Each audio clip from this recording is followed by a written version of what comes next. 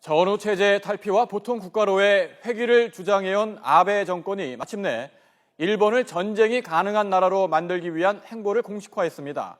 아베 총리는 올 가을까지 집단적 자위권 행사가 가능하도록 헌법 해석 변경을 마무리하겠다는 입장을 밝힐 것으로 보입니다.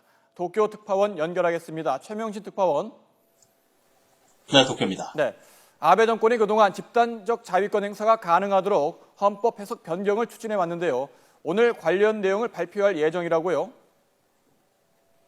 네, 그렇습니다. 아베 총리의 자문기구죠. 안보법제 간담회는 오늘 오후 헌법 해석을 변경해서 집단적 자위권 행사가 가능하다는 최종 보고서를 내놨습니다. 아베 총리의 지시로 보고서 작성에 들어간 지 1년 만의 일입니다. 아직 정확한 내용이 공개되지는 않고 있는데요. 보고서는 집단적 자위권 행사가 예상되는 사례를 집단적 자위권과 집단 안전보장, 그레이존 등 크게 세 가지 분야로 나눠서 제시한 것으로 알려졌습니다. 먼저 집단적 자위권과 관련해서 한반도 유사시 피난하는 일본인을 태운 미 항공기나 함선을 자위대가 호위하고 공해상에서 미 함선이 공격받을 경우 반격이 가능하다는 내용 등이 포함된 것으로 보입니다. 집단 안전 보장으로는 국제 평화활동에 참가하고 있는 외국 군대를 경호하기 위한 자위대의 무기 사용과 외국 군대의 후방 지원이 가능하도록 하는 내용을 담고 있는 것으로 알려졌습니다. 또 그레이존 사태에서는 어민을 가장한 테러리스트들이 낙도에 상륙한 상황을 예로 들어서 중국과 영유권 갈등을 빚고 있는 센카쿠 문제를 부각시킬 것으로 보입니다. 네, 이와 관련해서 아베 정권의 향후 행보는 어떻게 이루어지게 됩니까?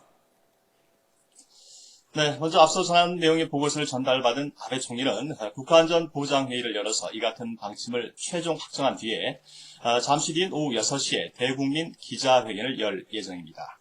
아베 총리 자신이 직접 패널에 그림까지 그려가면서 집단적 자위권의 당위성을 홍보할 것으로 알려졌습니다. 집단적 자위권이 필요한 이유로 중국의 군사적 팽창과 북한의 핵과 미사일 위협 등도 빼놓지 않을 것으로 보입니다. 아베 정권은 다음 주부터 연립여당인 공명당과의 협의를 본격화해서 늦어도 올 가을까지는 모든 작업을 마무리한다는 방침입니다. 하지만 공명당은 국민적 합의가 필요한 사안이라며 신중한 입장을 굽히지 않고 있어서 갈등이 불가피할 것으로 예상됩니다. 여기에 일본 국민들도 10명 가운데 6명 정도가 집단적 자위권 행사를 위한 헌법 해석 변경에 부정적인 것으로 조사돼 앞길이 결코 순탄치 않음을 예고하고 있습니다. 지금까지 도쿄에서 전해드렸습니다.